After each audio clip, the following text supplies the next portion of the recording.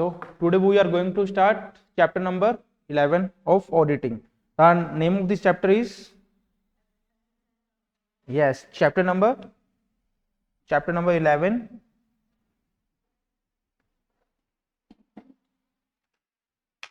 ethics and terms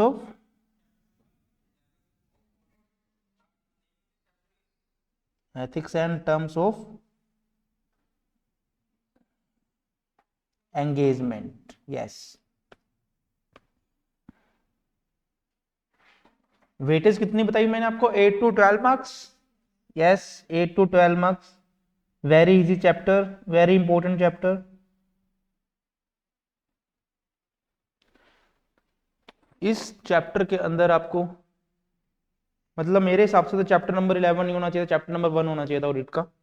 इसमें audit की starting से सारे इंट्रोडक्शन आते हैं. एसक्यूएस 1 पहला पार्ट ऑडिट का.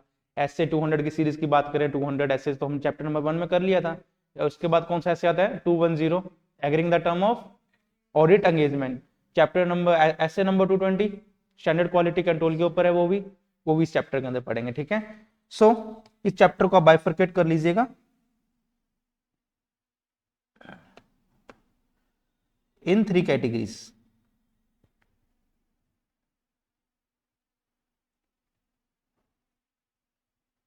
Okay. First is ethics. Second is standard of auditing of chapter number essay number 210. Then quality control standards. Quality control. It is a combination of SQC 1 and SA 220.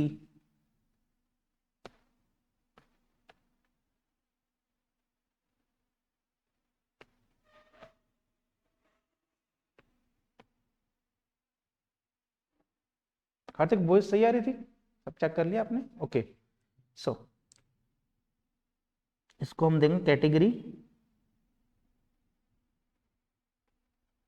1,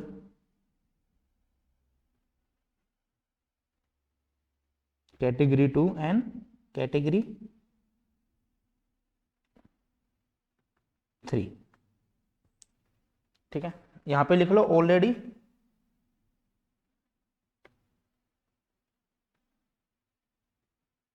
discussed. हमने already पढ़ चुके हैं इस ऐसे को. सबसे पहला ऐसे ही हमारा ये था. वैसे कंसेप्ट वाइज देखें तो ऐसे नंबर 2 था ये, क्योंकि ऐसे नंबर 1 का तो चैप्टर ही था वो. ठीक है. इससे पहले मुझे बताओ, हमने लास्ट क्लास में पढ़ा ऐसे 450 evaluation of misstatement identified by the auditor. एक ही चार्ट बनवाया था उसका, मैंने अच्छे से कर लिया आप लोगों ने, इसमें कोई डाउट? ठीक है. अब करते हैं इसको हम एक अप्रोच की फॉर्म में करेंगे. पहले मैं आपको करूंगा कैटेगरी 1 एथिक्स. ये अकेला चैप्टर, ये अकेला कैटेगरी एग्जाम के अंदर 4 मार्क्स का तो कंफर्म आएगा ही आएगा. 5 क्वेश्चन या 6 क्वेश्चन बनेंगे. इन 5-6 क्वेश्चन में एक क्वेश्चन 4 मार्क्स का आपको एग्जाम के अंदर दिखेगा. उसके अंदर हम कैटेगरी 1 की बात करते हैं. आ जाओ.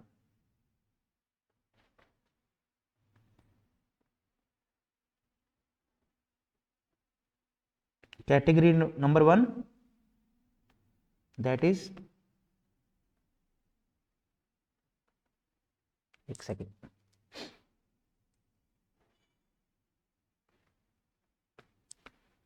एथिक्स. यहां लिख लेना वेरी वेरी इंपॉर्टेंट. एथिक्स क्या होते हैं? अब एक बात बताओ, एथिक्स का मतलब क्या होता है? सुने कभी एथिक्स का मतलब? एग्जैक्ट मीनिंग क्या होता है? मैनर्स बोल सकते हैं एथिक्स को, बट हमारे सीए लाइन के अंदर एथिक्स का मतलब होता है कोड ऑफ कंडक्ट. हर एक प्रोफेशन का अलग कोड ऑफ कंडक्ट होता है. डॉक्टर का अलग होता है. डॉक्टर का कोड ऑफ कंडक्ट में क्या बताते हैं कि पेशेंट को आप अपने मतलब मॉनेटरी बेनिफिट छोड़ के पेशेंट को आप डील करोगे. मूवीज में देखते हैं नहीं, कई बार लाइन लगी होती है, पहले फॉर्म भरो फिर सर्विस देंगे. वो क्या कर रहे होते हैं? मिसकंडक्ट कर रहे होते हैं. पहले आपको पेशेंट देखना है irrespective of their financial position. पहले आपको उसको देखना है. मैं इस लाइन में इसलिए लेके जा रहा हूँ आपको उसका बेटर कंसेप्ट समझ में आए. और डॉक्टर को और क्या एथिक्स होते हैं कि सपोज करो एक डॉक्टर है, हाईली क्वालिफाइड डॉक्टर है, उसको इंग्लिश बहुत अच्छी है, वो सिर्फ इंग्लिश में बात करते हैं. पेशेंट आ गया, लेट्स सपोज मारवाड़ी, या फिर आ गया उसको हिंदी भी अच्छे से नहीं आती, तो उनका क्या एथिक्स है? उस भाषा में बात करे जो पेशेंट की भाषा हो. ताकि पेशेंट इस तरह से उसके साथ क्या बन जाए, फॉर्मल कनेक्शन टूट के इनफॉर्मल हो जाए, सब कुछ बता दे। सेम इसी तरह सीए का क्या एथिक होता है कि अपनी डिग्निटी के साथ काम करे, अनबायस्ड होकर काम करे, इंटीग्रिटी के साथ काम करे, ऑनेस्टी के साथ काम करे, क्लाइंट का पर्सनल डाटा कॉन्फिडेंशियल बनाए रखे, अपना प्रोफेशनल बिहेवियर से काम करे, कंप्लायंस करे, स्किल एंड कॉम्पिटेंस अच्छी हो, ड्यू केयर से काम करे, ये चीजें उसके कॉम्पिटेंस, उसके एथिक्स के अंदर जाएगी। अब ये एथिक्स आई कहां से आई? Who is our parent body? Institute of chartered accountant of India. वहां से उन्होंने हमको दिया कोड ऑफ एथिक्स। उसको हर प्रैक्टिस ऑफ मेंबर, चाहे वो सीए प्रैक्टिस हो, चाहे वो सीए मेंबर इन प्रैक्टिस हो, चाहे वो जॉब कर रहा हो पर्सन, या फिर कुछ भी ना कर रहा हो, वो बिजनेस कर रहा हो, बट वो सीए उसके नाम के आगे अपना यूज कर रहा है, तो उसके कुछ प्रोफेशनल कोड ऑफ एथिक्स होंगे जो उसको फॉलो करने होंगे। इस पार्ट में अंदर हम वही पढ़ेंगे, ठीक है। सो पहले इसका ओरिजिन देख लें एक बार, आया कहां से।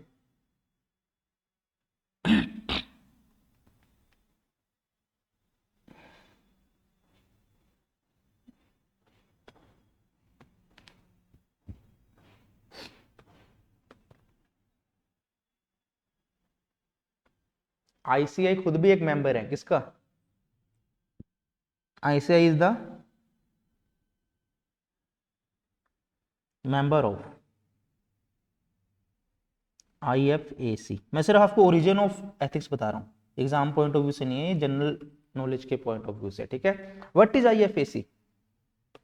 That is international federation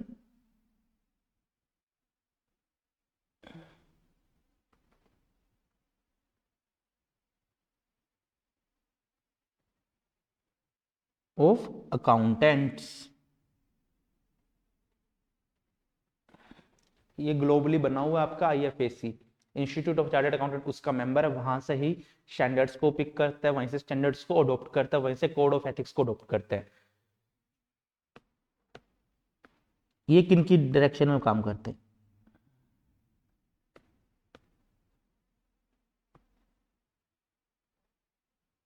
आईईएसबी। ये कोड ऑफ इंडेक्स को कहां से बनाते हैं? आईएफएसी वाले। That is international ethical standard board of accountants.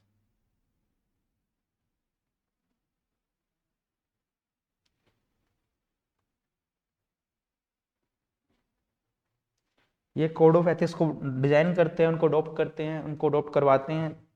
That is design, क्या डिजाइन करते हैं? कोड ऑफ एथिक्स बोल लो, कोड ऑफ कंडक्ट बोल लो, एक ही बात है।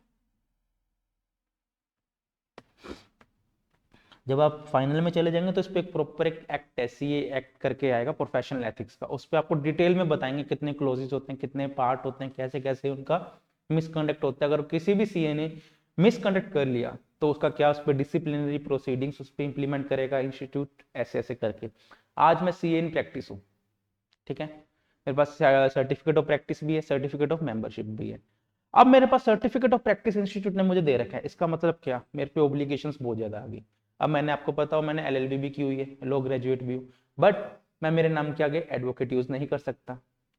क्यों क्यों नहीं कर सकता? क्योंकि मैं ऑलरेडी सीए इन प्रैक्टिस हूँ। अगर मेरे को एडवोकेट यूज करना है तो मुझे क्या करना पड़ेगा? सीए सरेंडर करनी पड़ेगी? नो, सीए नाम तो मैं मेरी डिग्री का यूज कर सकता हूँ, बट मुझे सीओ पे सरेंडर करना पड़ेगा। That is certificate of practice, वो मुझे सरेंडर करना पड़ेगा, तभी मैं नाम के आगे एडवोकेट यूज कर सकता हूँ, तभी मैं अपना एडवोकेट करके अपना चैम्बर में रजिस्टर करवा के मैं उनका एडवोकेट का काम कर सकता हूँ। तब तक मेरे एलएलबी की डिग्री मेरी क्या कहलवाएगी? Law graduate. I am a law graduate, not a advocate. समझ में आया? चलो, अब इंस्टीट्यूट ऑफ चार्टर्ड अकाउंटेंट क्या करता है? अब मैं बात करते हैं इंडिया की। उन्होंने अपना अपना एक पर्सनल भी बनाया हुआ है, that is called ethical standard board of, ये इंडिया लेवल पे बात कर रहा हूँ, वो ग्लोबल लेवल की बात थी। Ethical standard board for the accountants, ये मैं बात कर रहा हूँ किसकी? इंडिया में जो इंप्लीमेंट हुआ है, इंस्टीट्यूट ने बनाया हुआ है। ये वाला जो बोर्ड है, ये कहाँ से सारे के सारे कोड ऑफ एथिक्स के स्टैंडर्ड्स जो हम ऑडिटिंग में फॉलो करते हैं, कोड ऑफ एथिक्स या हर चीज फॉलो करते हैं, कहाँ से पिक करेगा? दैट इज अडॉप्टेड फ्रॉम, यहां से सारे के सारे स्टैंडर्ड वहां से अडॉप्ट कर लेगा with the help of ICAI.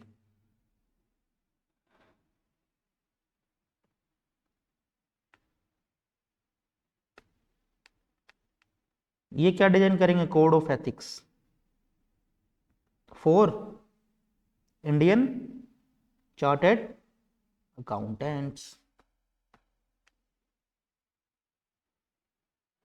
इनको बोला क्या जाएगा ऑडिटिंग की लाइन में? Fundamental principle of professional ethics. बहुत इंटरेस्टिंग टॉपिक स्टार्ट होने वाला है।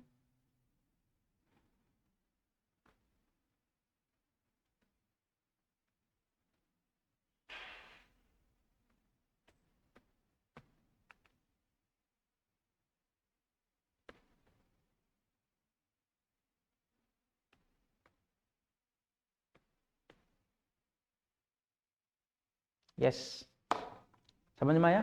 इंस्टीट्यूट ने क्या बोर्ड बनाया हुआ है। अब एक चीज और यहां पे आप लिख लो, chartered accountant is equal to, mathematics में जैसे लिखते हैं इस चैप्टर के पॉइंट ऑफ व्यू से, जहां जहां मैं वर्ड यूज करूं लिखो chartered accountant is equal to accountants. जहां जहां वर्ड अकाउंटेंट था, इसका मतलब ये मत समझ लेना कि मैं नॉर्मल अकाउंटेंट की बात कर रहा हूं, मैं वहां किसकी बात करूंगा? चार्टर्ड अकाउंटेंट की। बट मैं अकाउंटेंट इसलिए लिखूंगा, आपके बेयर एक्ट जिसकी हम कोड ऑफ एथिक्स की बात करें, वहां पे चार्टर्ड अकाउंटेंट वर्ड नहीं है। अकाउंटेंट एक जनरल टर्म है जो हर किसी के लिए यूज हो सकती है ग्लोबली। चले, अब इसमें आप लिखो टॉपिक्स कौन कौन से इसमें आएंगे स्टैंडर्ड कॉलेज के अंदर बात करें। मैं टोटल लिख लेता हूँ, 2 3 4 5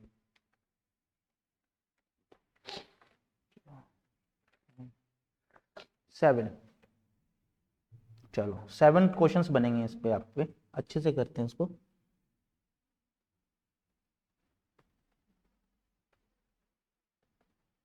एथिक्स कैटेगरी 1 की बात कर रहा हूँ मैं, सिर्फ एथिक्स लिख लो आप, कोई बात नहीं। इस पे 7 बना लेना lines.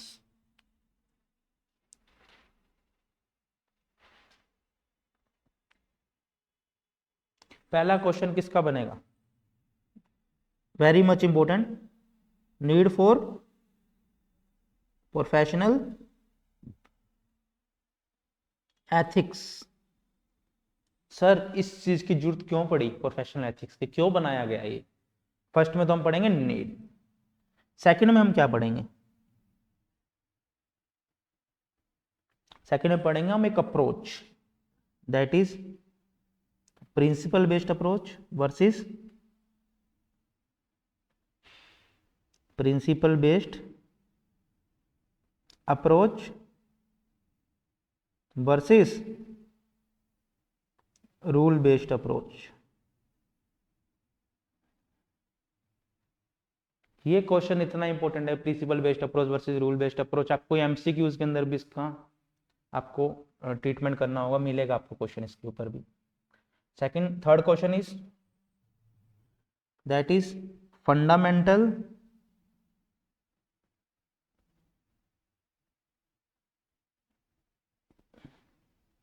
Fundamental principles of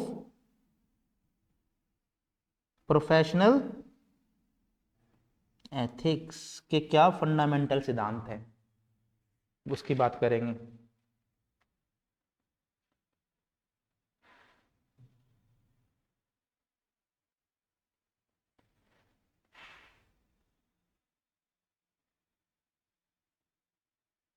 then बात करते हैं पॉइंट नंबर डी की, that is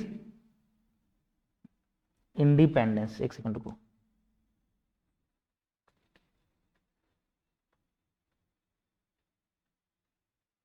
independence last is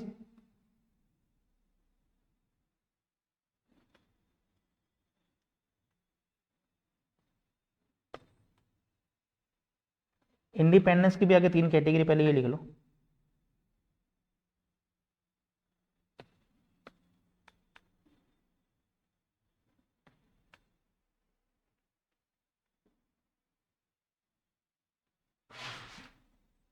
D1 क्या, meaning of independence. Second is D का सेकंड, थ्रेट्स टू इंडिपेंडेंस, क्या क्या खतरा है मेरी आज़ादी को, सीए की आज़ादी को। थर्ड इज सेफ गार्ड, कैसे मैं प्रोटेक्ट कर सकता हूं।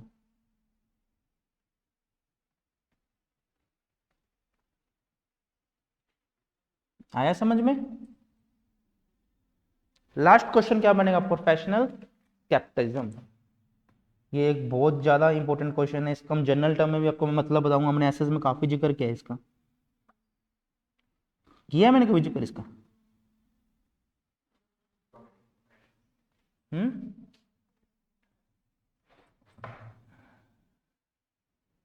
इसको एक बार ना थोड़ा पैक कर देते हैं, थोड़ा ना अच्छा सा दिखेगा, आप अपने लेवल पे कर देना।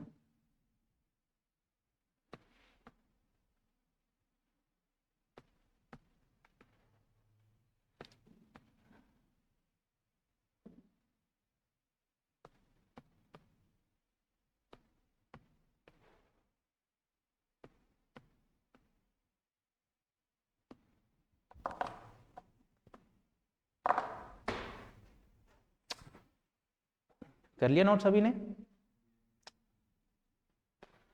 सबसे पहले हमें जरूरत, need for independent professional ethics की नीड क्यों पड़ी, उसके बारे में क्यों ऐसा लगा कि इंस्टीट्यूट को कि एक सीए के लिए काम होना चाहिए, ताकि सीए कभी ऐसा कोई काम ना कर दे जिससे किसी भी टाइप का डिसऑनेस्टी हो मार्केट के अंदर, किसी भी टाइप का लॉस ऑफ फ्रॉड, क्योंकि everything is in the hand of chartered accountant.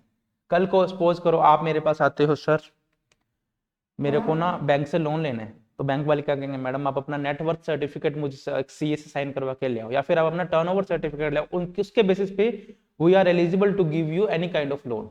For example CC limit बनवानी है इन्होंने, ठीक है, उसके लिए प्रोजेक्ट रिपोर्ट लगती है, पर सीए के साइन के बिना वो नेटवर्थ सर्टिफिकेट या रिपोर्ट्स नहीं देंगे बैंक वाले लोन। तो सीए कुछ ऐसा काम ना कर दे, इस हिसाब से इनके लिए एथिक्स बनी है। नीड मैं आपको डिटेल में कराऊंगा, एक बार ओवरव्यू दे रहा हूँ सिर्फ इसका।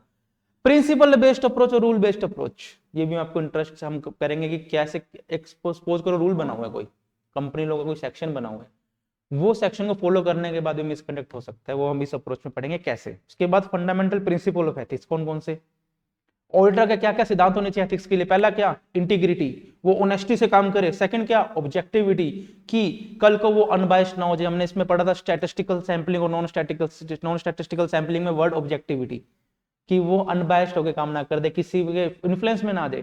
Third, professional skill and care and competence, professional competence and due diligence, कि उसके पास अच्छी खासी स्किल और नॉलेज होनी चाहिए। उसके बाद क्या, कॉन्फिडेंशियलिटी, क्लाइंट के कॉन्फिडेंशियल इंफॉर्मेशन को वो सिक्रेसी बनाए रखे, किसी से शेयर ना करे, unless required by the law, या फिर unless required by the client और ऑडिटर के खुद की मर्जी से।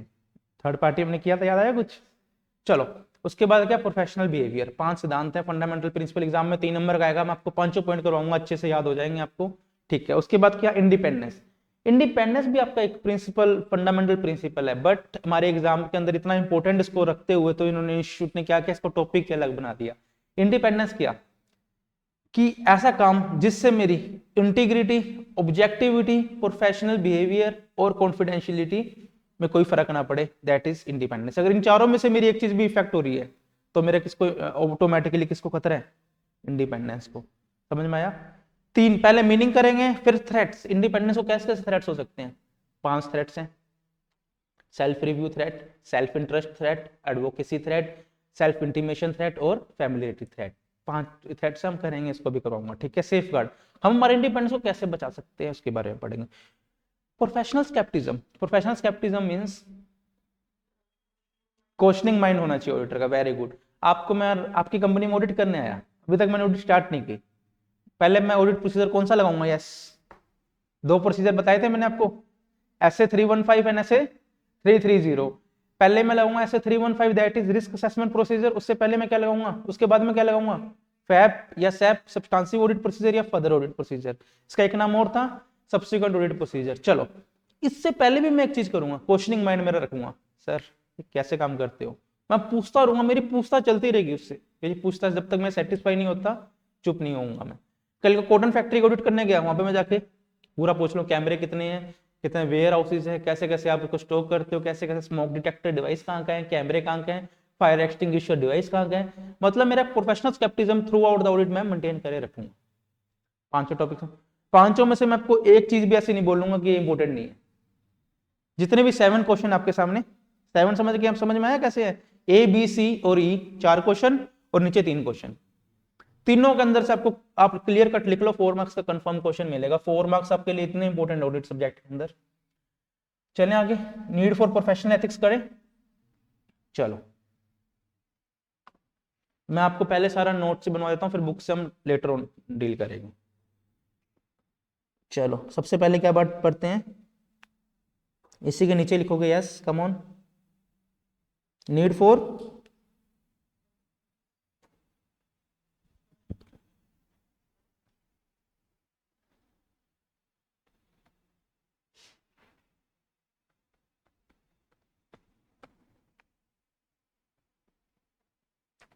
हमें जरूरत क्यों पड़ी प्रोफेशनल एथिक्स की।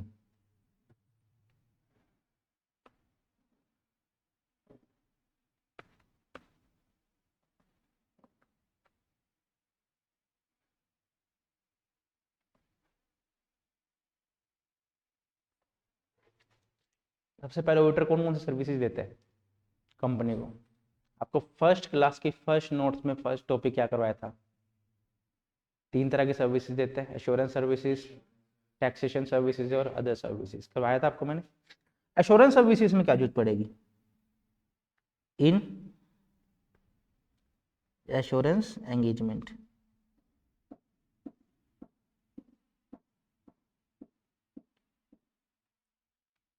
यहाँ पे लिखोगे अकाउंटेंट्स आर एक्सपेक्टेड, अकाउंटेंट्स का मतलब चार्टर्ड अकाउंटेंट्स,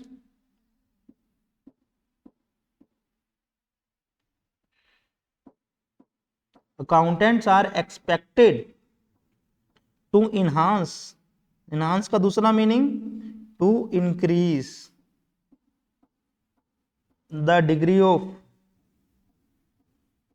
कॉन्फिडेंस, इंटेंडेड, इसका भी करवाया था, मतलब इंटेंडेड यूजर कौन से होते हैं। चलो नीड हमारी एश्योरेंस एंगेजमेंट में क्या आएगी कि हर कोई क्या उम्मीद करेगा, सीए साहब आए हैं भैया, उनके पास अच्छी खासी क्या है, कॉन्फिडेंस है, नॉलेज है, तो इस हिसाब से प्रोफेशनल एथिक्स की एश्योरेंस एंगेजमेंट में जरूरत पड़ेगी कि सीए को पूरी प्रोफेशनल एथिक्स के साथ काम करना चाहिए। एश्योरेंस एंगेजमेंट में क्या, अकाउंटेंट्स आर एक्सपेक्टेड, लोग उनसे उम्मीद करेंगे क्या कि उनके पास टू इनहांस और increase the degree of confidence, कि उनके अंदर अच्छा खासा कॉन्फिडेंस है काम करने का ऑफ द इंटेंडेड यूजर, उनको ऐसा लगेगा। वर्ड टू वर्ड समझ में आ गया। Point number second, assurance engagement की बात किसकी बात करें, नहीं उसी के अंदर आ गई ये चीज, इन पब्लिक इंटरेस्ट, मैं किसकी बात कर रहा हूं, पब्लिक इंटरेस्ट की।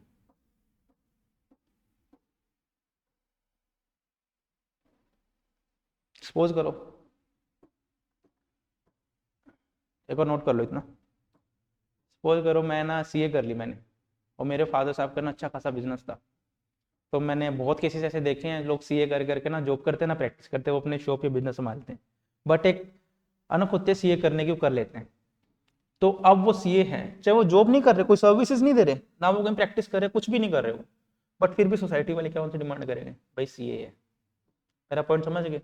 कल को मैं सीए करके ऐसा काम करता हूँ, बट फिर भी सोसाइटी वाले जो मेरे नॉन है वो मेरे से उम्मीद करेंगे यार पढ़ा लिखा बंदा है जैसे भी है, इसको फिर भी प्रोफेशनल एथिक्स होनी चाहिए। हम बोलते नहीं यार तू पढ़ा लिखा है, तू ऐसी हरकत कर रहा है, वो तो नॉर्मली, अब तो भैया तू सीए है, अभी भी तेरे को प्रोफेशनल एथिक्स की मेंटेन करना जरूरी है। लिखो इस चीज के बारे में क्या, इन पब्लिक इंटरेस्ट लिखो।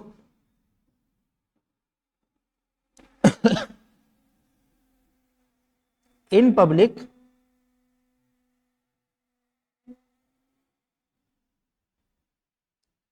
Interest accountants should be kept above personal gain, अपने निजी फायदे से भी ज्यादा उनको अपनी डिग्री का सम्मान करना पड़ेगा, करना चाहिए। Because we means chartered accountant की बात कर रहा हूं, we have the responsibility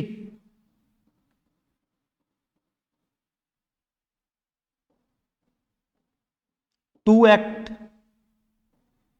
in the public interest. Professional ethics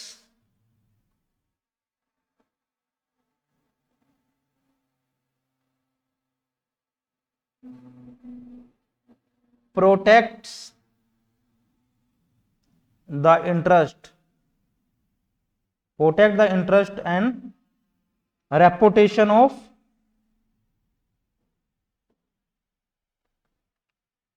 profession. Reputation के साथ साथ आप डिग्निटी लिख सकते हो, गुडविल लिख सकते हो। प्रोफेशनल एथिक्स हेल्प करती है कि क्या प्रोटेक्ट करने के लिए, जो हमारे प्रोफेशन की इज्जत है, जो हमारे प्रोफेशन की डिग्निटी है, वो हेल्प करने बनाए रखने के लिए। समझ में आया दोनों में। अब थर्ड, सीधा एक नॉर्मल क्वेश्चन आएगा, need of professional ethics describe, 3 marks का। सीधा आपने लिखना, कुछ आलतू फालतू चीज नहीं लिखनी, सिर्फ ये चीज है, ऐसी चीज। उसके बाद क्या, the ICI has codified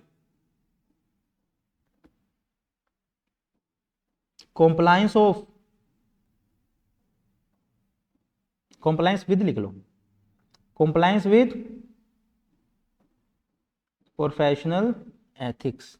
institute of chartered accountant of India ने कोडिफाइड किया, मींस कोड्स बनाए हैं, प्रोसीजर्स बनाए हैं, किसके साथ कंप्लायंस करने के लिए, प्रोफेशनल एथिक्स के साथ आपको कंप्लायंस करने के लिए। स्टिल आप नहीं करते उसके साथ कंप्लायंस, तो कोडिफाइड के जो कोड्स बने हैं उनको आप कंप्लायंस नहीं करते, तो क्या आएगा आप पे,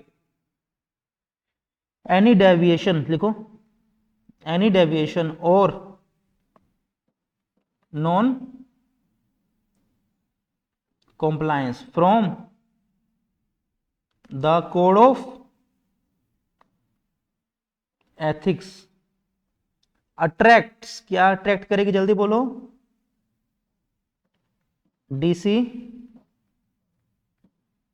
disciplinary actions against accountants। बस इसलिए हमें जरूरत है।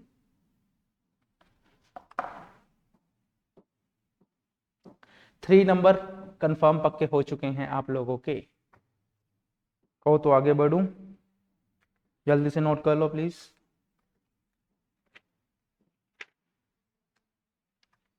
क्या वो मुझसे पूछो, हम नहीं है सब कुछ।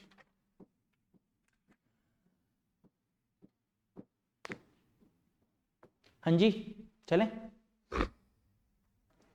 What is the need of professional ethics for accountant? क्या जरूरत है, सबसे पहले इन एश्योरेंस एंगेजमेंट, क्या accountants are expected in enhance is to enhance or increase the degree of confidence to the intended user।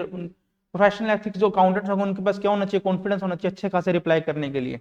कल को सीए साहब से कुछ वैसे ही पूछ ले एश्योरेंस के टाइम, पता ना, कॉन्फिडेंस होना चाहिए, आता हो ना आता हो बात की बात है, कॉन्फिडेंस हमारे पास अच्छा खासा होना चाहिए। चलो मजाक की हुई, पता भी होना चाहिए। सेकंड, पब्लिक इंटरेस्ट में क्या, in public interest accountant should be kept above personal gain. उनको अपने पर्सनल निजी सोच से भी ज्यादा ऊपर सोचना चाहिए, सोचना अपना एक डिग्निटी सोसाइटी में मेंटेन करे रखनी चाहिए। Because we have the responsibility to act as a public interest. Professional ethics protects और increase the interest and reputation of the profession. Third क्या, the institute of chartered accountant of India has codified certain compliances for professional ethics.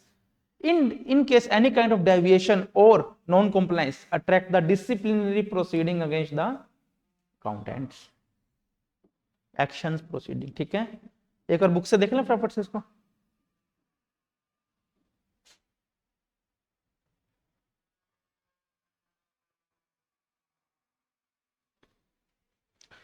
The term ethics means moral principle which govern a professional behavior conducting of an activity। ये क्या है, read only सिर्फ। Ethics की definition exam point of view से इतनी important नहीं है, बस आपको सीधा नीट पे आना है। फिर भी मैं करा देता हूं। It is a state of mind to act and perform in accordance with the moral principles. Ethics is a science of moral in human of conduct. हर किसी बंदे में एक एथिक्स होनी चाहिए, चाहे वो पढ़ा लिखा हो या ना हो, नॉर्मल एक तरीका होना चाहिए बात करने का, सोसाइटी में रहने का। Such moral principle and rule of conduct impose obligation upon individual. Obligation का मीन्स ड्यूटीज, आपकी एक ऑब्लिगेशन बनती है, आपकी एक ड्यूटी बनती है। हर कोड ऑफ कंडक्ट में हर एथिक्स एक हर पर्सन के ऊपर एक ऑब्लिगेशन डाल देती है, कोई मर्जी पर्सन, यहां तक ठीक है। इसको लिख लो, very much important. Refer notes point number 1, ठीक है, यहां पे लिख लेना 3 मार्क्स। इसमें आपके लगभग 6 पॉइंट आएगा। यस, आप कोई भी 3 मैंने को करवा दी। सबसे पहले देखो क्या किसकी बात करी मैंने, assurance engagement. Yes, the purpose of assurance engagement is to enhance confidence of the intended user, therefore user need to trust the person who is providing such services। आ गया समझ में? एश्योरेंस एंगेजमेंट में क्या होना चाहिए, accountants are expected to increase or enhance the confidence with the intended user, to increase the degree of confidence with intended user। First point clear. Second मैंने क्या करवाया, पब्लिक इंटरेस्ट। देखो पब्लिक इंटरेस्ट का है,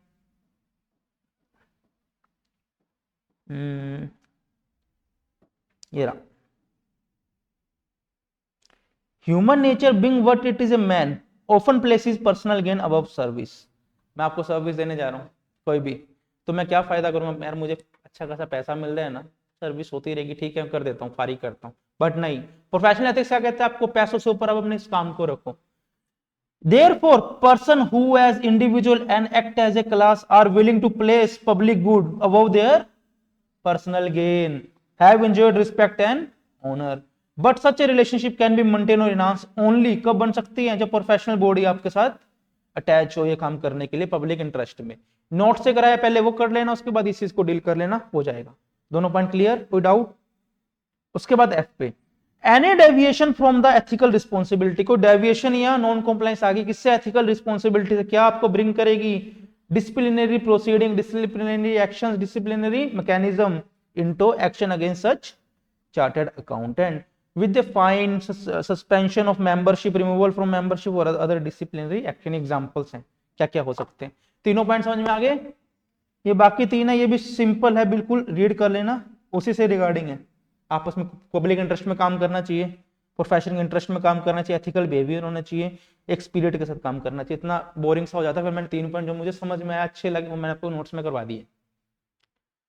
कर लोगे एक क्वेश्चन पक्का? अगला लिखो, सेकंड क्वेश्चन क्या था। सबसे पहले मैं आपको इनका प्रिंसिपल बेस्ड अप्रोच और रूल बेस्ड अप्रोच का डिफरेंस करवाता हूँ। 3 नंबर का कंफर्म शो रूम कि इसमें से अच्छा क्वेश्चन बनेगा। चलें, just give me 1 minute।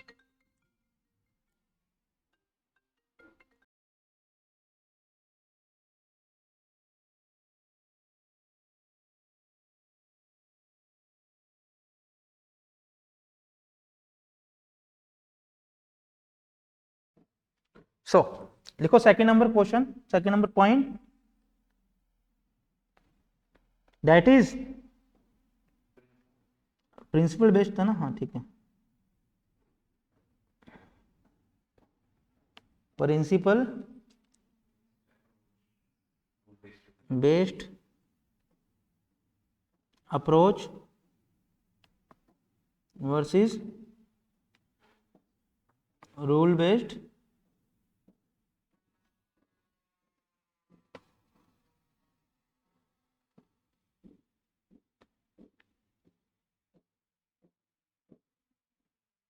यहां पे लिखो पहले प्रिंसिपल बेस्ड अप्रोच।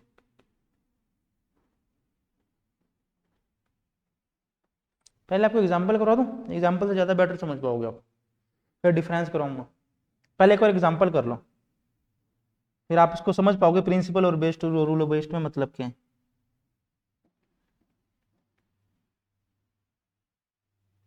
एक एग्जांपल लिखो, as per section 143 companies act किसका था, जल्दी बोलो। 143 था power and duties. As per section 141 किसका था, eligibility disqualification of auditor, qualification disqualification eligibility of auditor. Sub section 3 और क्लोज एफ पढ़ा था हमने, याद आया? A person who is appointed as CA, उसका कोई रिलेटिव क्या नहीं होना चाहिए, डायरेक्टर और केएमपी नहीं होना चाहिए उस कंपनी में, ठीक है। अब एक बात बताओ, कल का सपोज करो मैं ऑडिट करने जाता हूं किसी कंपनी की, ठीक है। रूल क्या बना हुआ है, उस कंपनी में मेरा रिश्तेदार क्या नहीं होना चाहिए, केएमपी और डायरेक्टर नहीं होना चाहिए, की मैनेजरल पर्सन नहीं होना चाहिए और डायरेक्टर नहीं होना चाहिए। बट कहीं ये तो नहीं लिखा कि कोई और एम्प्लॉय नहीं होना चाहिए।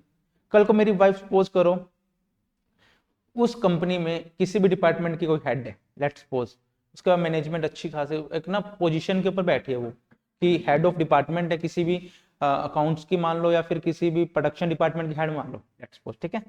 वो काम, अब बताओ उस काम में मैं जाऊंगा तो वहां पे मेरी बायसनेस रहेगी या नहीं रहेगी, ऑब्वियसली रहेगी। कल को मेरी वाइफ ने सपोज करो कुछ प्रॉब्लम या कैसे भी कुछ कर जाने अनजाने प्रॉब्लम होगी, तो मैं उस पर तो कुछ ओपिनियन नहीं सुना पाऊंगा।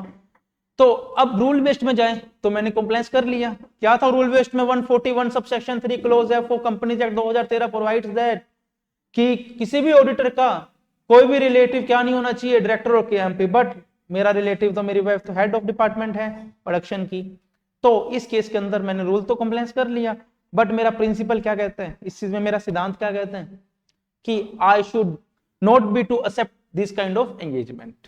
समझ में आया? अगर मैंने एंगेजमेंट एक्सेप्ट कर ली तो मेरा क्या होगा, थ्रेट टू इंडिपेंडेंस, मेरा fundamental principle of professional ethics को कंप्लाई नहीं कर पाऊंगा मैं, इंटीग्रिटी।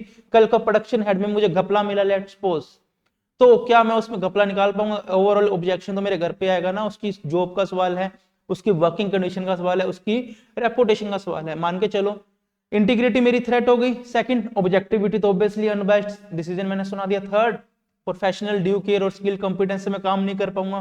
फोर्थ, क्लाइंट की कॉन्फिडेंशियलिटी का चलो सवाल नहीं आएगा इसमें, वो तो अपने थर्ड पार्टी को लेकर तब की बात। उसके बाद क्या, प्रोफेशनल बिहेवियर, मेरे प्रोफेशनल बिहेवियर से मैं कंप्लायंस नहीं कर पाऊंगा। समझ में आया मेरा बात, प्रिंसिपल बेस्ड और रूल बेस्ड में। In spite of that I compliance all the rules of companies act while my appointment, but still I have to follow principle based approach in order to compliance with professional ethics. That is the meaning of rule based approach and principle based approach.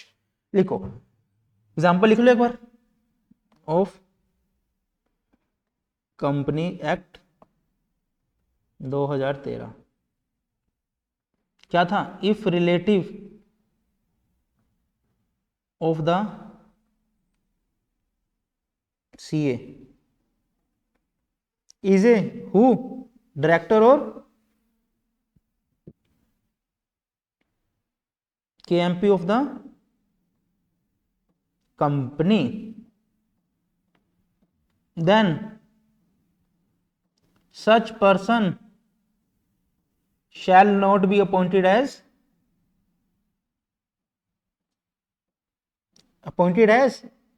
बोलो auditor. Yes, auditor chapter किया था हमने अच्छे से यार, इसमें auditor of the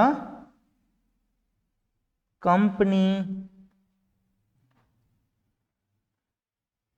what happen, क्या हो, if mister A, let's suppose mister A की बात कर रहा हूं,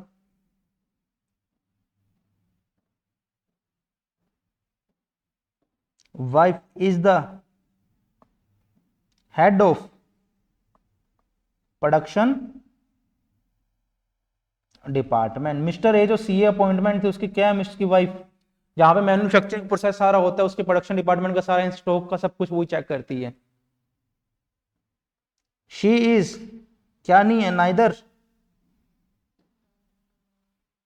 नाइदर डायरेक्टर नॉर, क्या उसने रूल एक्सेप्ट कर लिया रूल बेस्ड अप्रोच से, yes he is eligible to appoint as auditor, but as per principle based approach CA can accept audit of company as per rule based approach, but as per principle based approach she is not allowed to be accept such kind of audit.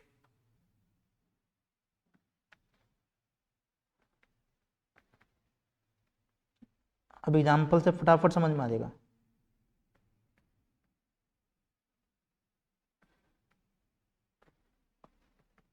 He is not allowed to accept such engagement, या audit लिख लो, auditor लिख लो, एक ही बात। Example से सारा concept ही समझ में आ गया। सर पेपर में कैसे लिखें इसको, एग्जाम्पल थोड़ी ना लिख के आएंगे। पहले मैं आपको इसके बीच में, दोनों के बीच में ना थोड़ा डिफरेंस करवा देता हूँ, चार एक पॉइंट। उस डिफरेंस को आप, उस जो डिफरेंस करेंगे उसको आप थ्योरी फॉर्म में एज इट इज अटेम्प्ट कर सकते हो, फुल मार्क्स आपको मिलेंगे। पहले कोई एग्जाम्पल समझ में आ गया, चलें आगे। डिफरेंस लिख लो।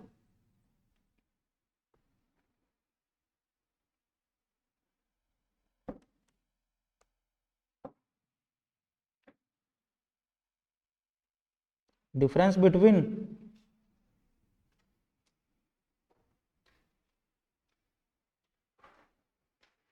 प्रिंसिपल बेस्ड अप्रोच एंड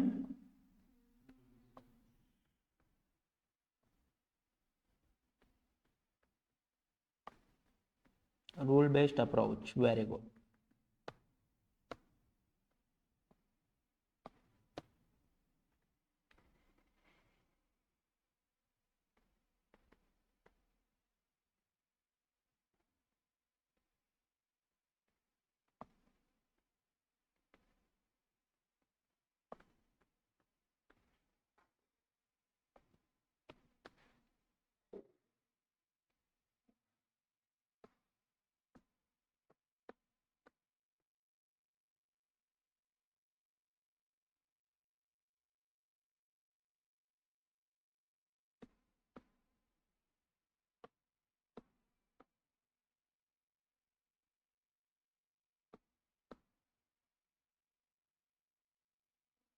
ज़्यादा डिटेल में नहीं करूँगा सर, आपको वो कीवर्ड्स ही दूंगा ताकि आपको इजीली अटैम्प्ट हो जाए। आपको इतना डिटेल में नहीं करना, ये याद आपको बस ज़्यादा समझना ही है। चले,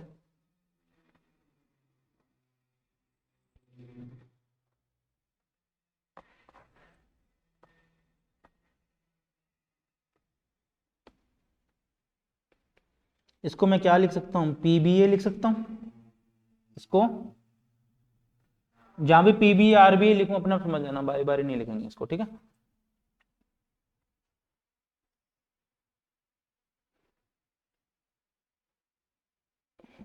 लिखो PBA follows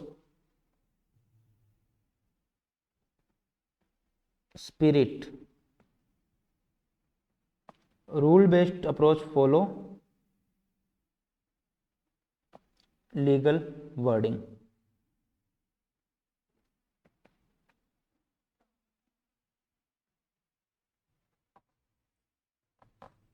spirit of ethics लिख लो।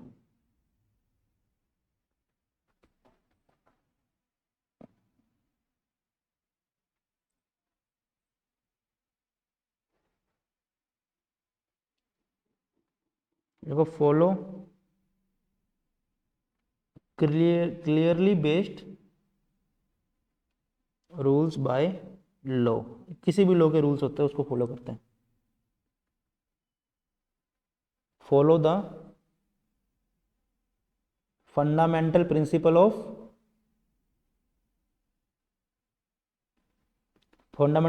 Of ethics.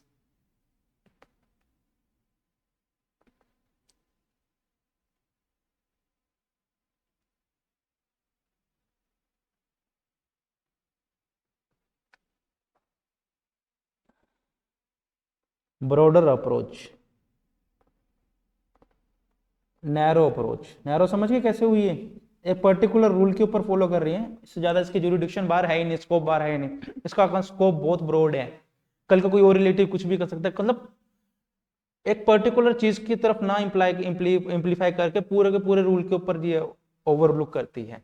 ब्रॉडर रूल है इसका, कहीं भी जाके फॉलो अप कर सकते हैं प्रिंसिपल्स को। सपोज करो वाइफ की जगह ब्रदर है मेरा, उस पर भी कोई सेपरेट रूल नहीं है, बट इसका स्कोप क्या हो गया, ब्रॉडर हो गया as compare to rule based approach. Point number D, flexible, it is non flexible और rigid.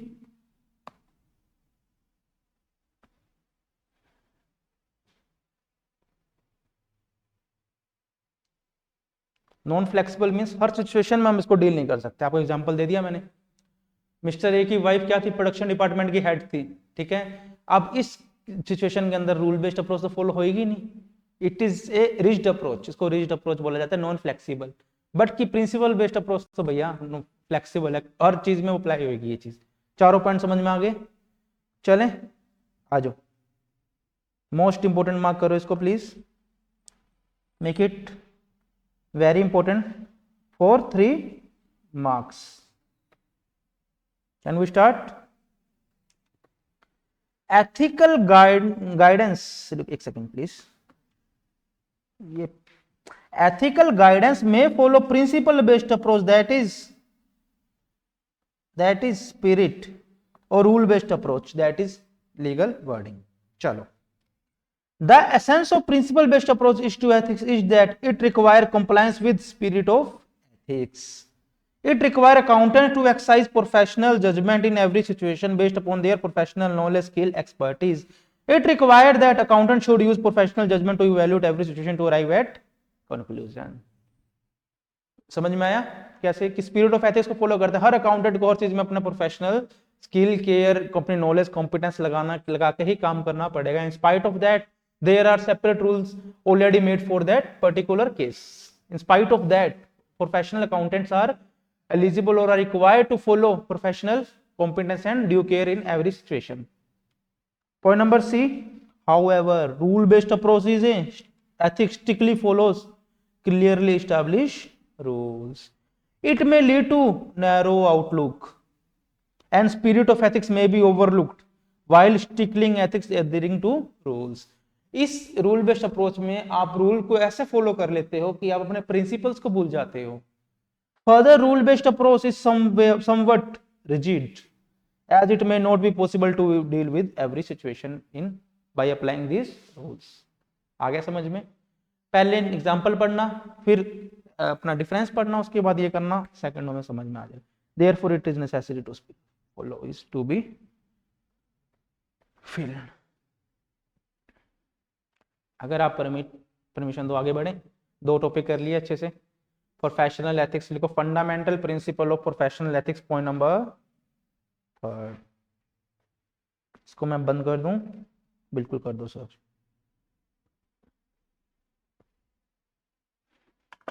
Please write down fundamental principle of professional ethics.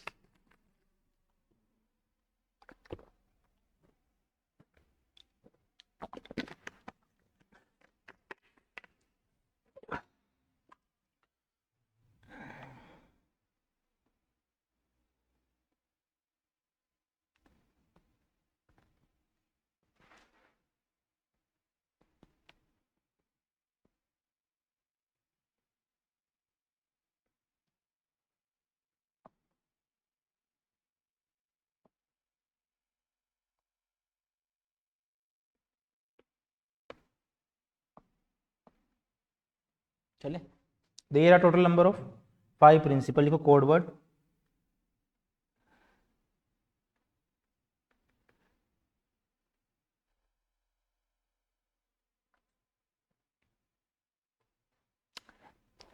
Hindi में लिखना, थोड़ी स्टोरी टाइप।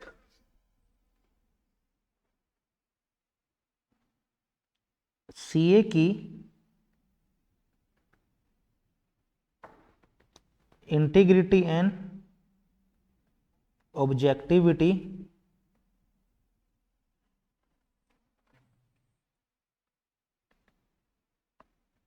ऐसी होनी चाहिए ताकि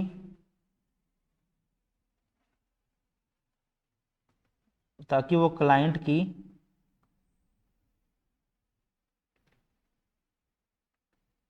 कॉन्फिडेंशियलिटी बनाए रखे और उसके साथ साथ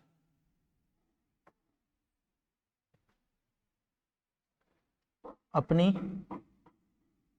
प्रोफेशनल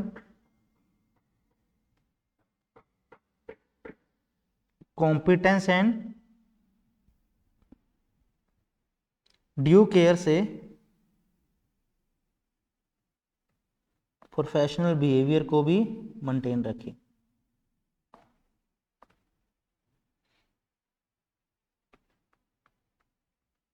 छोटे छोटे कोड वर्ड इसलिए नहीं दिए आपको ताकि इसमें वर्ड टू वर्ड आपको समझ में आ जाए। मेंटेन रखें। First point integrity, objectivity, confidentiality, professional competence and due care and professional behaviour.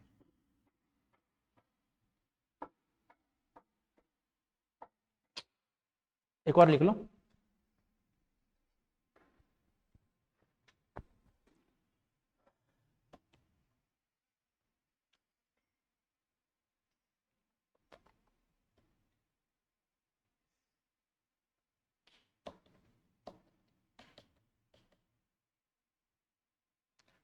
Paper में आ जाए 4 मार्क्स का 5 के 5 लिखा ना। 5 के 5 कराने का लॉजिक ये है, एमसीक्यू कहीं से भी पूछ सकते हैं तो आपको 5 पॉइंट पता होने चाहिए। सो मेरे साथ बोलेंगे first point integrity, second objectivity, third confidentiality, fourth professional competence and due care, fifth behaviour. ठीक है, चलें first point that is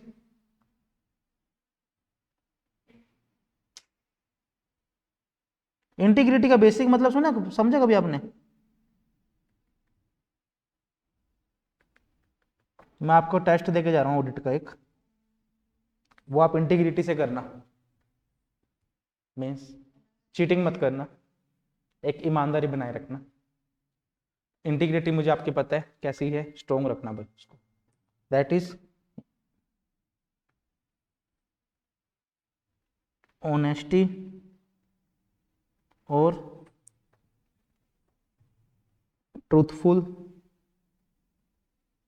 paper में मत लिखाना, ये सब समझाने के लिए। Fair dealer. ठीक है, अब अगर पेपर में ये आता है एमसीक्यू में पूछेंगे तो इसको आप कैसे डील करोगे? अगर ये एमसीक्यू में क्या क्या वर्ड्स आएंगे इससे आपको पता चले इंटीग्रिटी आएगा इसका आंसर। क्या पूछेंगे आपसे? सीए शैल नॉट बी, लिखो CA shall not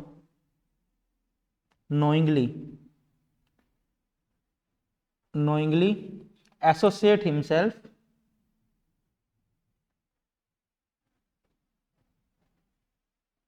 with wrong info। क्या मतलब हुआ इसका? सीए जानबूझकर, देखो एक होता है नोइंगली, एक होता है नॉट नोइंगली।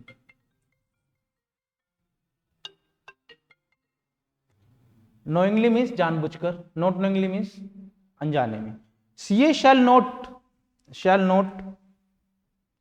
के बाद नोट के कॉमा लगाओ, उसका 2 मीनिंग निकलते।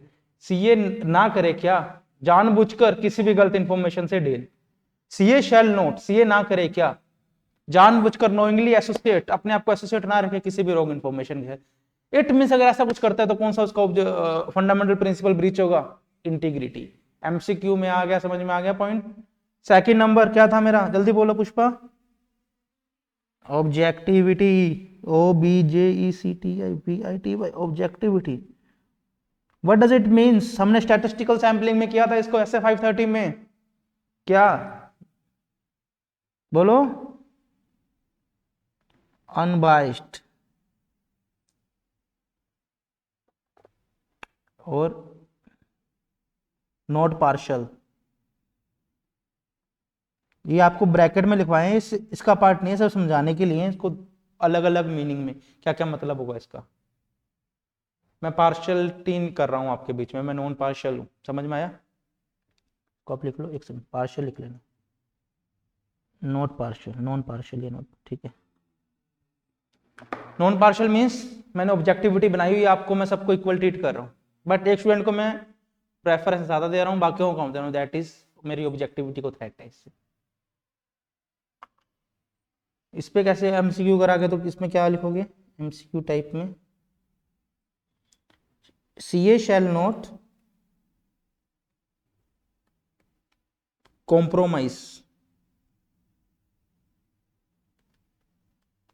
हिज जजमेंट और क्या था एक opinion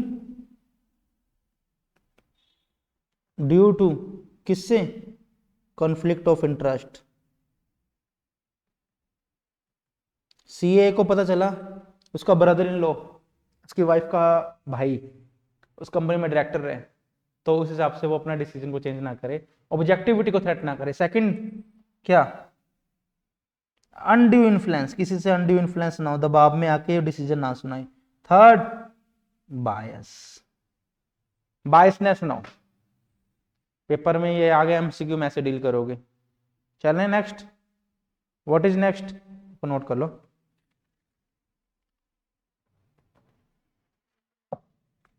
confidentiality, please write down.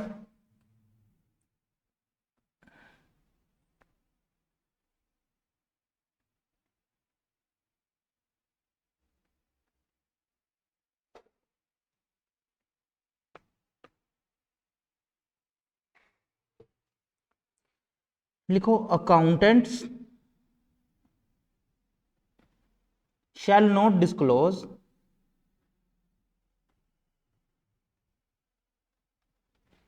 any information, कोई भी इंफॉर्मेशन को डिस्क्लोज ना करे,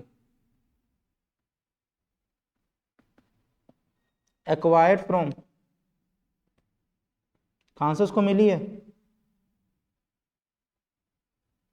ऑल द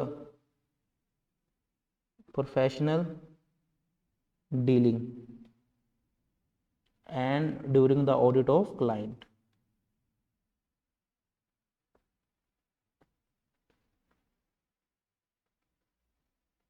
क्लाइंट लिख लो, एंटिटी लिख लो, समझ में आया?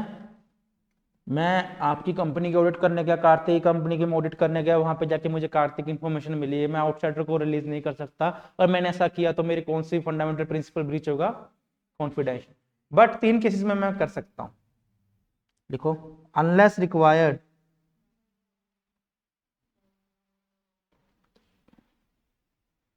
बाय लॉ, और मुझे कोई भी लॉ परमिट करते हैं, by authorization from client, client खुद बोलते हैं यार कोई बात नहीं आप कर सकते हो, और बाय प्रोफेशनल जजमेंट और राइट टू डिस्क्लोज। ये थर्ड नंबर पॉइंट तो मैंने वो फर्स्ट टाइम करवाया, बाकी तो चलो मैंने करवाया हुआ है उसमें आपको ऑडिट डॉक्यूमेंटेशन के अंदर। याद आया ऑडिट डॉक्यूमेंटेशन में एग्जांपल दिया था, कितना सेटिस्फैक्टरी एग्जांपल था वो, ब्रांच ऑडिटर वाला था, याद आया कुछ? अब पहले 2 तो मैंने करवाए हुए हैं आपको, बाय लॉ और by client, authorisation by client. Third में क्या? सुनो, मैं कार्तिक मेरी कंपनी में आया ऑडिट करने, ठीक है, कार्तिक मेरा ऑडिटर है, लेट्स सपोज, ठीक है, मैंने कार्तिक को फीस नहीं दी 2 साल की, मैंने अगले साल दे देना, कार्तिक दे दूंगा, कार्तिक यार थोड़ा ना हाथ टाइट था तो मैं नेक्स्ट ईयर दे दूंगा, तो सर कहता सर कोई बात नहीं, मेरे पास 5 साल आपकी कंपनी में, 2 साल के बाद भी नहीं दी। कार्तिक क्या कर लेगा? रिजाइन कर देगा मेरी कंपनी से, मान के चलो। अब कार्तिक ने रिजाइन कर दिया, या मैंने कार्तिक को निकाल दिया, लेट्स रिमूवल कर दिया किसी भी कारण से, मैं गया राधिका के पास, मैं राधिका एक काम करूँ, मेरी कंपनी में ऑडिटर बनना चाहोगे? ये तो खुश होगी, काम मिल गया, अच्छा मतलब सीए, तो सी को वर्किंग अपॉर्चुनिटी आ गई। बट कार्तिक के पास अब क्या राइट है? कार्तिक को पता चला नई कंपनी ऑडिटर है, कल को जो इसके साथ हुआ है, इसको 2 साल की फीस नहीं मिली, मैं तो ओल्ड सी और सी के साथ वैसे करूंगा 2 साल काम करवा के, तो इसके पास क्या इन्फॉर्मेशन है? Right to disclose to all my information to Radhika की, राधिका मैम आप इसकी कंपनी की ऑडिटर से मत करो, इन्होंने मेरे साथ ऐसा ब्रीच ऑफ कंडीशन किया, इन्होंने मेरी फीस नहीं दी, इनकी ये इन्फॉर्मेशन थी। आपका राइट समझ में आ गया? प्रोफेशनल जजमेंट और राइट है मेरे पास अपनी इन्फॉर्मेशन डिस्क्लोज करने का, ऐसा प्रैक्टिकल सिनेरियो में भी होता है। समझ में आ गया तीनों point? Next point is professional skill and competence in, point number D, professional competence and due care.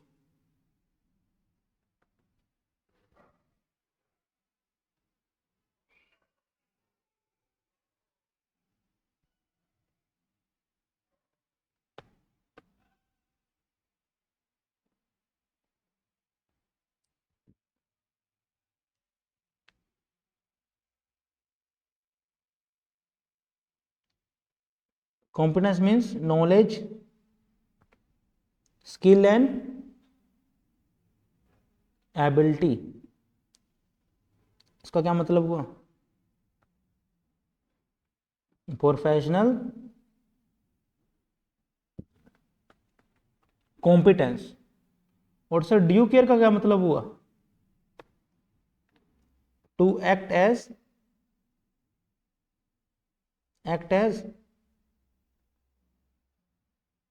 Diligently. अब देखो, मेरे को आपकी कंपनी के ना let's suppose GST audit, GST returns का काम आपने मेरे को दे दिया, मान के चलो। अब मुझे क्या करना पड़ेगा? इंटीग्रिटी, ऑब्जेक्टिविटी, कॉन्फिडेंशियलिटी तो बनाए रखनी पड़ेगी। प्रोफेशनल्स की कंपटीशन और ड्यू केयर कैसे बनाऊंगा? फर्स्ट, मुझे अच्छी खासी नॉलेज एक्वायर करनी पड़ेगी जीएसटी के बारे में, input tax credit, R1 returns के बारे में पता होना चाहिए, 3B इनपुट टैक्स की रिटर्न के बारे में पता होना चाहिए। मींस मेरी नॉलेज, स्किल और एबिलिटी को मैं इंप्रूव करूंगा, क्योंकि राधिका ने मुझे विश्वास करके अपना वर्किंग जीएसटी का सारा काम मुझे दिया है। ठीक है, that is professional competence. Due care क्या? To act as diligently. Last date क्या होती है 3B की? हर महीने की 20 डेट, 20 लास्ट डेट होती है। मान के चले अगर मंथली टैक्स पेयर है तो वो ठीक है। सो अब मैंने क्या किया, 19 तारीख को ना मैंने कहा 20 लास्ट डेट है, काम राधिका की रिटर्न पेंडिंग थी, तो मैंने कहा चलो यार कोई ना, बाद में कर देंगे। पेनल्टी लग भी गई, कितना रुपया लगेगा? 100 रुपया पर डे। मैं थोड़ी ना पे करूंगा, राधिका को बोल दूंगा, राधिका पेमेंट कर। मीन्स क्या मतलब हो इसको? कि मैंने अपना काम को डिलीजेंटली परफॉर्म नहीं किया। मेरा क्या काम था, राधिका ने विश्वास करके मुझे कहा था सर रिटर्न का, अगर राधिका के एंड पे प्रॉब्लम आई, उसने मुझे 20 तक अपना डाटा प्रोवाइड नहीं करवाया, तो मेरे इसमें डिलीजेंटली इफेक्ट नहीं हुई। बट इसने मुझे 15 को डाटा सारा प्रोवाइड करा दिया था। मेरे पास तो 5 डेज थे ना 20 तक, कि मुझे डिलीजेंटली काम करना था, टाइमली रिटर्न फाइल करनी थी, बट मैं नहीं की। दैट इज, मैंने नॉलेज, स्किल और ड्यू केयर से तो काम किया, नॉलेज, स्किल और एबिलिटी से, बट मैंने डिलीजेंटली काम नहीं किया। राधिका मुझे 20 तक करनी थी, इसको लॉस हो गया। 100 रुपीज मेटेरियल अमाउंट नहीं है, मानता हूँ, बट कहीं ना कहीं इफेक्ट तो हुआ ना इसका बिजनेस। समझ में आया चारों पॉइंट? इस पे एमसीक्यू कैसे आएंगे? जहां ये वर्ड आ जाए अपडेटेड नहीं है वो, एज पर करंट स्टैंडर्ड, कौन सा थ्रेट हो रहा है? Fundamental principle. यस। और competence required to serve the need of client और employer. Third, don't perform work on timely basis, do not work on timely basis. ये समझा चुका हूं एग्जांपल देके। लास्ट कौन सा? प्रोफेशनल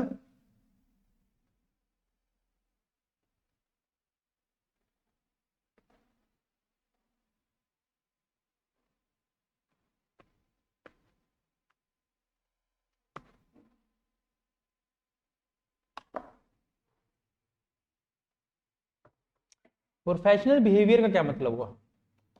पर इतना नोट करो,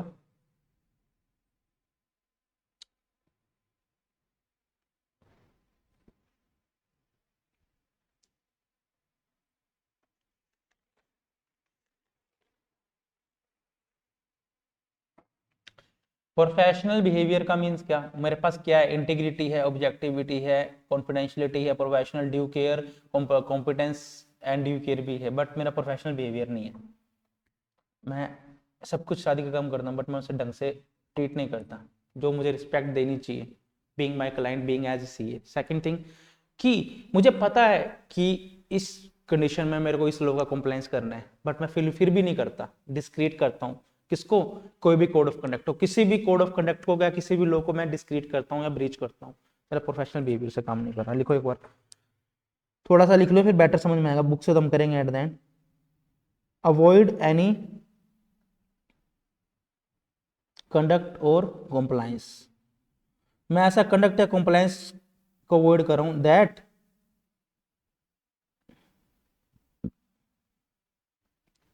डिस्क्रेडिट द प्रोफेशन। सर इस पे एमसीक्यू कैसे आएगा?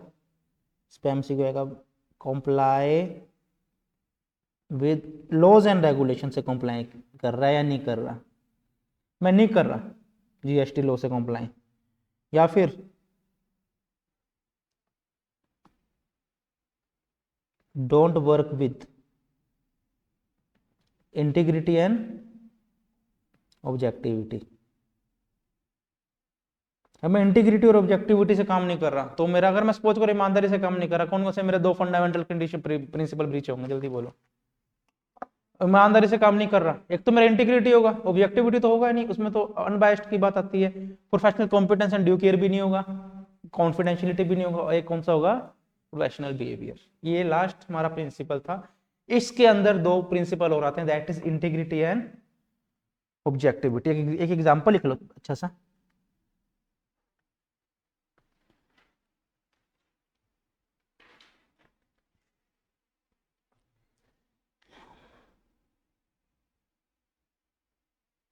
CA Rohit has done his all duties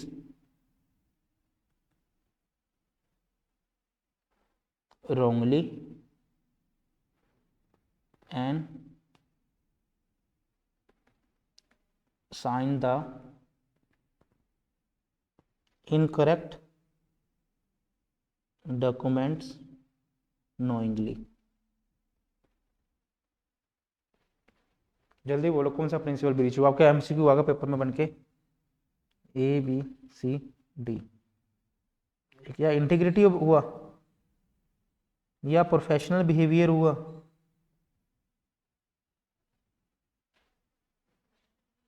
या फिर ऑब्जेक्टिविटी हुआ,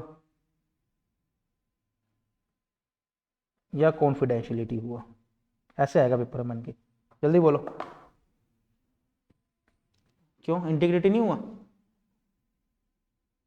मैंने आपको स्टेप वाइज एक चीज करवाई थी, पहले पहले कौन सा होगा, इंटीग्रिटी कैसे हुआ इसमें, थोड़ा तेज बोलो। हाँ जी पुष्पा बोलो। पेपर में एमसीक्यू ऐसे पूछेंगे, आपको कंफ्यूज कर देंगे, ऐसे ऐसे आपके पास केस स्टडीज ड्राफ्ट होंगे। कौन सा मेरा प्रिंसिपल ब्रीच हुआ, इंटीग्रिटी हुआ, यस या नो। सेकंड ऑब्जेक्टिविटी हुआ, ऑब्जेक्टिविटी का तो कोई है ही नहीं अनबायस्ड का, कॉन्फिडेंशियलिटी का कोई जिक्र नहीं है, सीओडी काट दे, professional competence and due care का भी कोई जिक्र नहीं है। अब प्रोफेशनल बिहेवियर हुआ, इसमें पर कहां लिखा, non compliance with the rule and condition along with integrity. नहीं, फिर आप पॉइंट समझो। पहले पहले कौन सा आएगा, इंटीग्रिटी और प्रोफेशनल बिहेवियर एक साथ होनी चाहिए, तो इंटीग्रिटी हुआ। मेरा पॉइंट समझो, प्रोफेशनल बिहेवियर में तो नॉन कॉम्प्लायंस भी आ गया ना, हाँ नो डाउट, मैं आपकी एग्री करता हूं, प्रोफेशनल बिहेवियर भी हुआ, नॉन कॉम्प्लायंस उसने किया, बट इंटीग्रिटी भी तो साथ आएगा ना उसके। अब पेपर में एमसीक्यू ऐसे बन गया, A B C D, none both A and B, integrity and professional behaviour. अब कौन सा आएगा, यस, मेरा कंसेप्ट समझ में आया। प्रोफेशनल बिहेवियर में इंक्लूड होता है इंटीग्रिटी, बट इंटीग्रिटी और प्रोफेशनल बिहेवियर का एमसीक्यू ऐसे बन गया, तो हमने इंटीग्रिटी को टिक करना है पहले, तो इंटीग्रिटी उसका ऑब्जेक्ट हुआ ना, ब्रीच हुआ। प्रोफेशनल बिहेवियर पे तो हम बाद में जाएंगे, नॉन कॉम्प्लायंस पे। पहला पहला काम ही उसने क्या कर दिया, डिसऑनेस्टी से कर दिया। अगर ये दोनों एक साथ है तो अप्रोप्रिएट मेरा एमसीक्यू में बी एंड सी रहेगा, बट अलग अलग है तो इंटीग्रिटी। ये करवाने का मोटिव ये पेपर में कंफ्यूजन ऐसे होती है स्टूडेंट्स। राइट डाउन कर लिया अपनी चीज, प्लीज थोड़ा जल्दी करो, फिर हम आगे बढ़ते हैं। पांचों में समझ में आ गए, इंटरेस्टिंग है ना बाकी चीजों से तो ये। आओ अगले चैप्टर पे, चैप्टर नंबर 2।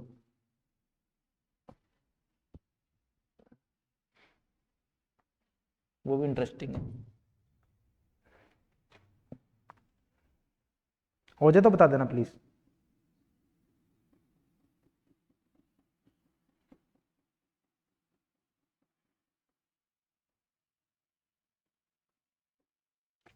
चलें बुक से करें, हाँ जी हुआ।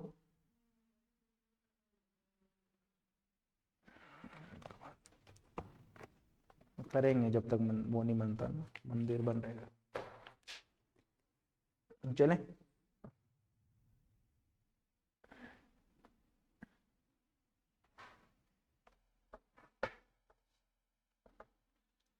ये वेरी इंपॉर्टेंट, मार्क करो ऊपर please, 4 marks. The fundamental principle of ethics establish the standard of behavior expected professional accountant.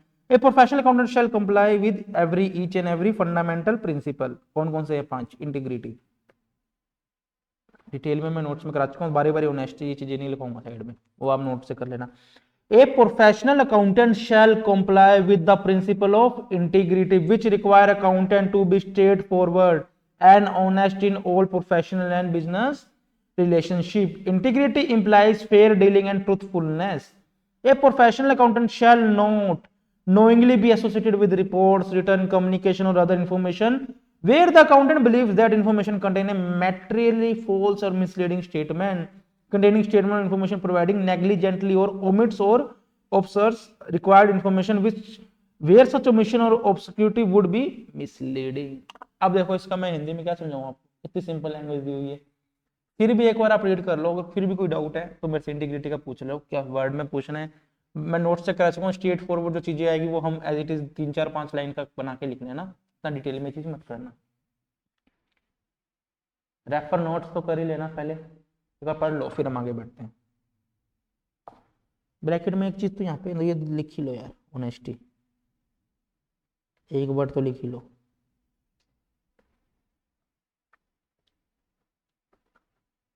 यहाँ पे लिख लो एमसीक्यू, एमसीक्यू में ऐसे बन के आएगा ये, इतना चीज। अब पेपर में ऐसे आ जाए तो आपको पहले 3 लाइनें लिखनी है। चले आगे। ऑब्जेक्टिविटी मीन्स नॉन बायस्ड या unbiased. The principle of objectivity requires an auditor not to compromise professional judgment because of biasness, conflict of interest or undue influence of others। ये करवा चुका हूं नोट्स में। इसके बाद सारा नीचे वाला पॉइंट लिख लेना MCQ. It required that professional accountant shall not undertake a professional activity if circumstances, business relationship undue influence the accounting professional judgment regard that particular activity। चलें next, professional due care knowledge,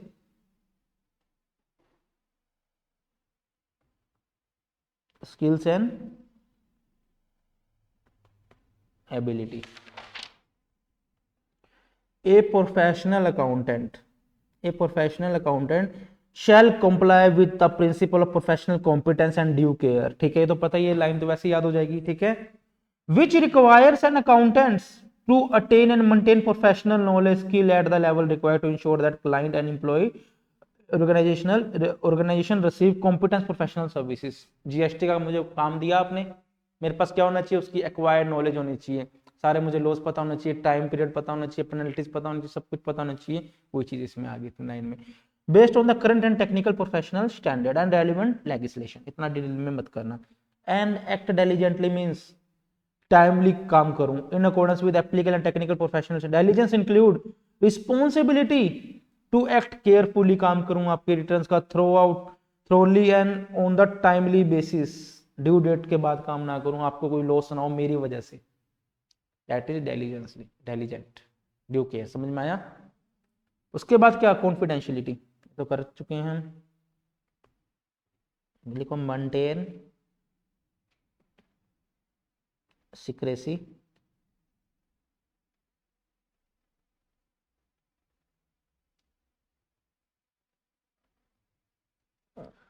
confidentiality principle require a professional accountant to respect the confidentiality of information required as a result of professional business relationship. Confidentiality serve a public interest because it facilitates the free flow of information from the professional accountant client or employing organization to the accountant with an understanding that information will not disclose to the third party। ये तो हमारे वैसे ही याद हो जाएगा पढ़ने से।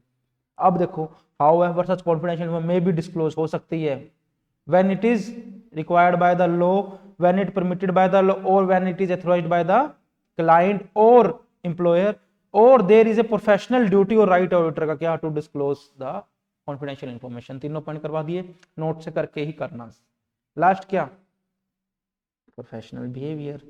it require an accountant to comply with relevant law and regulation। पहला compliance पे आ गया, हर compliance को उसको करना पड़ेगा। and avoid any conduct that accountant knows or should might be discredit the profession, a profession accountant shall not knowingly engage in any employment occupation activity that impair or might impair the integrity and objectivity of good reputation of the profession. पांचों point clear, कोई doubt कर लोगे अच्छे से। चलिए next approach पे, उसके बाद लिख लो प्रोफेशनल स्केप्टिज्म। पहले एक वो कराता हूँ, फिर इंडिपेंडेंस का लास्ट टॉपिक रह जाएगा हमारा। लिखो point number D, professional scepticism.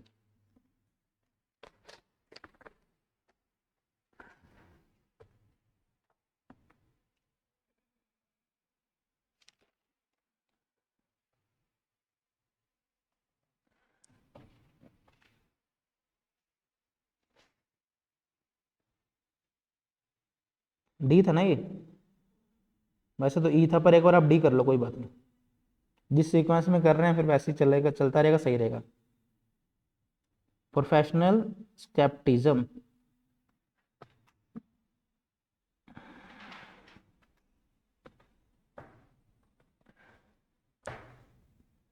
सबसे पहले बात करते हैं क्या पेपर में आ जाएगा 3 मार्क्स का। पहले क्या लिखोगे, मीनिंग। मीनिंग क्या, ऑडिटर शुड हैव सीए, यार ये आप कीवर्ड से लिख लो। क्वेश्चनिंग माइंड होना चाहिए, लगातार क्वेश्चन पूछता रहे, क्वेश्चनिंग माइंड। सेकंड क्या, बीइंग अलर्ट, अलर्ट रहे to the condition that represent possible misstatements.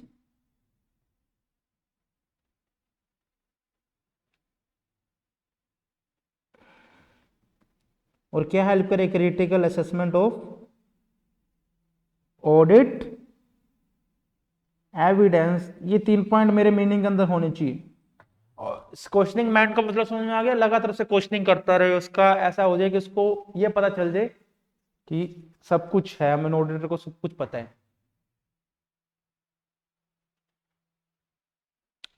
अब हम बैंक ऑडिट्स पे जाते हैं। सपोज करो मुझे, मेरे पास बैंक की ऑडिट आई। बैंक की ऑडिट भी बहुत तरह की होती है, कौन audit, stat audit, stock audit, internal audit, बहुत तरह की होती है। लेट्स सपोज मेरे पास क्या आई, रेवेन्यू ऑडिट आई, मान के चलो किसी भी बैंक की। रेवेन्यू ऑडिट में मुझे क्या करना होता है, चार्जेस चेक करने होते हैं बैंक को, जो अंडर रिकवरी ऑफ चार्जेस हैं, जो बैंक के सिस्टम ने टाइमली नहीं काटे। आप सारे लोग क्या हो, बैंक के क्या हो, कस्टमर हो। बैंक के कस्टमर कैसे बनोगे आप, आपने बैंक से क्या लिया हुआ है, लोन लिया हुआ है। आप बैंक को इंटरेस्ट दे रहे हो, तो आप बैंक के कस्टमर बन गए।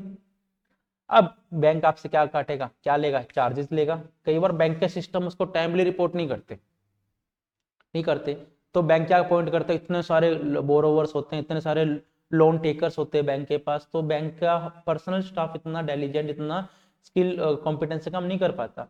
तो बैंक क्या करते हैं, एक्सटर्नल ऑडिटर को अपॉइंट करता है as a revenue auditor of the bank, in order to recover all the under recovered charges from the respective borrower. तो ऑडिटर क्या चेक करेगा, उसकी फाइल स्टेटमेंट, लोन, इंटरेस्ट, सब कुछ चेक करेगा। फर्स्ट, अब मेरा स्कोप क्या है, मेरा स्कोप क्या है कि मुझे लेट्स सपोज कार्तिक, आपका मुझे क्या चेक करना है, फाइल लेजर आपका पूरा चेक करना है, कितने % पे मुझे बैंक ने आपको लोन दिया, कितने % चार्ज काटे, कितने प्रोसेसिंग चार्ज काटे, कितने डॉक्यूमेंटेशन चार्ज काटे, कितने इंस्पेक्शन चार्ज काटे, सिविल चार्ज टाइमली काटे हैं या नहीं काटे, कोई अपफ्रंट फीस है वो काटी है। इस तरह के चार्जेस की कैटेगरीज होती है। मेरा स्कोप तो वही है, बट मैं बैंक से अभी तक मैं कुछ नहीं हुआ है। बैंक मैनेजर सबसे मिला, जनरल डिस्कशन करने लग गया, सर कितने स्टाफ है बैंक में, कितने बजे इनकी टाइमली रिपोर्टिंग होती है, कितने बजे सर आपका कैश वाला कौन अथोराइज करता है। जबकि मेरा स्कोप नहीं है, बट मुझे पता होना चाहिए। प्रोफेशनल स्केप्टिज्म में ऑप्ट करता हूँ। सर आपके ब्रांच के कितने लोन्स हैं, सर वो बताएंगे, सर मेरी ब्रांच स्मॉल स्केल ब्रांच है, 30 करोड़ के 15 करोड़ के एडवांसेस हैं। मेरा क्या लेना देना उस चीज से। बट मैं बैंकर को, मैं मैनेजर को क्या रिलाई कराऊंगा कि भैया मैं प्रोफेशनल हूँ, मेरे पास जजमेंट है, मेरे पास नॉलेज है। कल को मैं चुप होकर बैठ जाऊँ, हाँ जी सर बोलो, सर वो रेवेन्यू की फाइल दे देते, कॉन्फिडेंस भी नहीं है, क्या है लल्लूपन, जो ऑडिटर आ गया। बोलते रहना चाहिए, बोलते इन द सेंस ये नहीं कि कुछ भी बोलते रहो। प्रोफेशनल स्केप्टिज्म होना चाहिए, क्वेश्चनिंग माइंड होना चाहिए। सर कल को अगर एनपी होता है तो आप कैसे रिकवरी करते हो उसकी। Sir OTS one time settlement होती है, सर वो आपको कौन परफॉर्म करता है। सर कोई ऐसा तो नहीं है कि जो आपका बैंक में आपका बैड डेट्स हो गया, किसने दिया नहीं, सर कितने की लिमिट है, पूछते रहो नॉर्मल चीजें, ये चीजें आएगी समझ में आया। क्वेश्चनिंग माइंड होना चाहिए, being alert to the condition that represent possible misstatement होना चाहिए, being alert to the condition that indicates that represent possible misstatement, और क्रिटिकल असेसमेंट होनी चाहिए ऑडिट एविडेंस की, जो आपको मिला वो हम क्वेश्चन में करेंगे, आपको समझ में आ जाएगा। उसके बाद प्रोफेशनल स्केप्टिज्म आपके किस में हेल्प करेगा, लिखो point number second,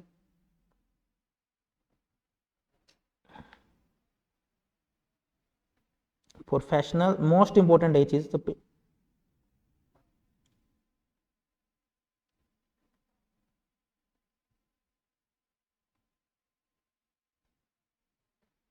professional scepticism helps the auditor to reduce, कम कर देगा प्रोफेशनल स्केप्टिज्म। क्या, मैं राधिका की कंपनी में गया, लेट्स सपोज मैंने जनरली पूछ लिया, राधिका की बात बताओ, हाँ जी सर, जनरली बता दो मुझे आपकी कितने रिलेटेड पार्टी से, सर एक तो मेरी सिस्टर है मैं उनसे डीलिंग करती हूँ, एक मेरा ब्रदर है, एक मेरे मामा जी का बेटा, ऐसे करके हमारी डीलिंग चलती रहती है, मेरी सिस्टर कंसर्न है। सो मुझे ओवरलुक दे दिया, पूछताछ से मुझे पता चला मुझे ऑडिट एविडेंस में भी तो मैंने रैप ही नहीं लगाया, जनरल हम चाय पीते पीते डिस्कशन कर रहे हैं, ठीक है, और आपकी गोइंग कंसर्न कैसे चल रही है, सर बढ़िया कोई दिक्कत नहीं है, और एक्सटर्नल कंफर्मेशन अगर मैं चाहूँ तो मुझे मिल जाएगी, हाँ जी सर मिल जाएगी, क्वेश्चनिंग करी जा रहा हूँ। इस करने से मुझे क्या हो गया, क्या मेरा रिड्यूस हुआ, जल्दी बोलो, लिखो, ओवरलुकिंग, ओवरलुकिंग मीन्स कम हो गई, अनयूजुअल ट्रांजैक्शन, जो मालतू फालतू चीज चेक करता था वो मेरी कम हो जाएगी, और ओवर जनरलाइजिंग,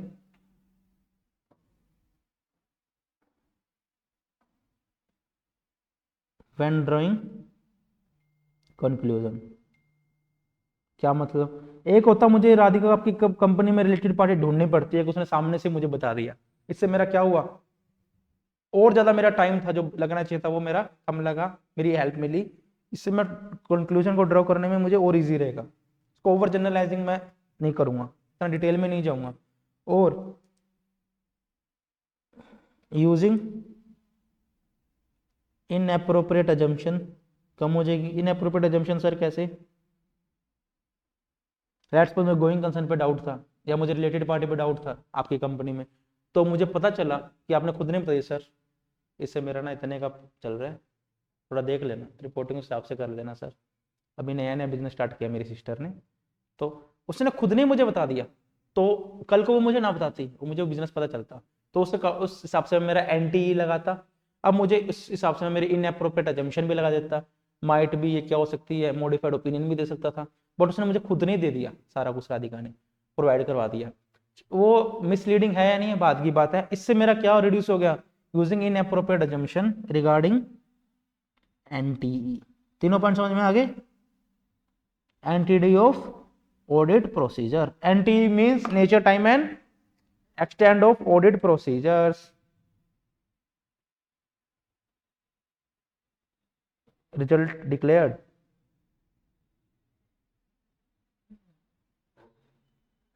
ये कर लेते हैं फिर ब्रेक देते हैं आपको, है ना, सॉरी ऑडिट की क्लास फिर हम ओवर ही करें, ये करने के बाद फिर हम करेंगे, हम स्टार्ट करते हैं, राइट, एक और ये पढ़ लेते हैं, मजा क्या समझ में आ गया, प्रोफेशनल स्केप्टिज्म पढ़े,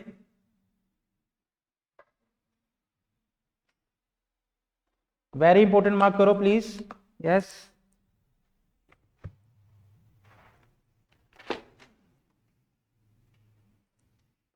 professional scepticism, professional scepticism refer to an attitude that includes a questioning mind, first point, ये चीजें होनी चाहिए अगर आप पेपर में आप डेफिनेशन लिखोगे। Second point, being alert to the condition which indicate possible misstatement due to error and fraud, second point, and a critical assessment of risk audit evidence, third point, समझ में आ गया। ऑडिटर का एक attitude होना चाहिए questioning mind का, being alert to the condition that represent possible misstatement होनी चाहिए, और that help the critical assessment of audit evidence होना चाहिए। चलो, it signifies that auditor remain alert है, किसके लिए, कोई भी ऐसी कंडीशन के लिए जो क्वेश्चनिंग माइंड से उसको चैलेंज करती है। द ऑडिटर शैल प्लान और परफॉर्म अकॉर्डिंगली, अपने प्रोफेशनल स्केप्टिज्म की हेल्प से, स्पेलिंग टैग चेक कर लेना अपने हिसाब से, जो professional scepticism, Recognizing that circumstances may exist that cause financial statement to be materially misstated. Professional scepticism includes being alert to, ये एग्जांपल्स आ गए, एग्जांपल ऑफ प्रोफेशनल स्केप्टिज्म क्या क्या चीजों में हमारी हेल्प करेंगे। Audit evidence that contradicts other evidence, audit evidence obtain, दो ऑडिट एविडेंस मिल गए, दोनों आपस में कॉन्ट्राडिक्ट करते हैं, मैं कंफ्यूज हो गया कि मैं क्या करूं। एक ऑडिट एविडेंस तो मुझे ये मिलता है कि मिस्टर ए राधिका की रिलेटेड पार्टी है, दूसरा एविडेंस मुझे ये मिलता है मिस्टर ए और राधिका को लेना देना ही नहीं है। तो इस चीज में कॉन्ट्राडिक्शन मिल गई दोनों में, मेरी हेल्प कौन करेगा, राधिका खुद करेगी। जगह मुझसे क्या पूछूंगा, क्वेश्चनिंग माइंड से सारी पूछूंगा, जल्दी बताओ मुझे क्या है, तो मेरे को इजीली हेल्प मिल जाएगी प्रोफेशनल स्केप्टिज्म से, that contradicts audit evidence with other evidence. Information that bring into questioning of reliability of documents and response to inquiry to use an audit evidence. जो इन्फॉर्मेशन मेरे अपने information that bring into question that reliability document response used as audit evidence, क्या मतलब है इसका, उस चीज के अंदर मुझे इन्फॉर्मेशन मिलेगी जिस चीज के अंदर मुझे ऑडिट एविडेंस मिलने के चांसेस बहुत ज्यादा थे, बिना उसके चेक करने की जरूरत भी नहीं। लेट्स सपोज मुझे कुछ ऐसी राधिका के ना लेजर चेक करने थे किसी भी चीज में, मुझे इसको खोलने में आलस आ रहा, तो मैंने राधिका से खुद से पूछ लिया, तो उन्होंने मुझे खुद नहीं बता दिया सर इस बार हमने ये प्रॉब्लम्स किया या नहीं की, तो मुझे हेल्प मिल गई, उस इंफॉर्मेशन मिल गई बिना उस रिलायबिलिटी ऑफ डॉक्यूमेंट्स को चेक किए। थर्ड, कंडीशन दैट में इंडिकेट पॉसिबल फ्रॉड, कोई ऐसी कंडीशन है जो पॉसिबल फ्रॉड से मैं प्रोफेशनल स्केप्टिज्म से उसको और अच्छे ढंग से डील कर सकता हूँ। Circumstances that suggest the need of audit procedure, क्या कर मुझे ऑडिट प्रोसीजर लगेंगे, वो मैं प्रोफेशनल स्केप्टिज्म की हेल्प से पता कर सकता हूँ। आपकी कंपनी में रिलेटेड पार्टी कितनी है सर, सर मेरी कंपनी में कोई भी रिलेटेड पार्टी नहीं है, तो मैं कौन सा ऐसे नहीं लगाऊंगा, 550 लगाने की जरूरत ही नहीं है, प्रोफेशनल स्केप्टिज्म से पता चल गया। उसके बाद क्या, ये आगे help the auditor to reduce the following, very important, क्या क्या चीजें मुझे हेल्प करने में रिड्यूस करने में हेल्प करेगी, जल्दी बोलो। Overlooking unusual circumstances, second over generalising when drawing conclusion, third using inappropriate assumption in determine entity of audit procedures. समझ में आ गया, वेरी इंपॉर्टेंट, तीनों के तीनों मार्क कर लेना। Overlooking of unusual circumstances, over generalising of drawing conclusion from audit observation और using inappropriate assumption in NTE of audit procedure, ये दोनों सारे रीड ओनली है, ये डिटेल में उसी के बारे में है, इतना ही आप अच्छे से कर लेना। ये मैट में था तो आपके करवा दिया, वर्ड टू वर्ड वही मिलेगा जो आपको करवाया।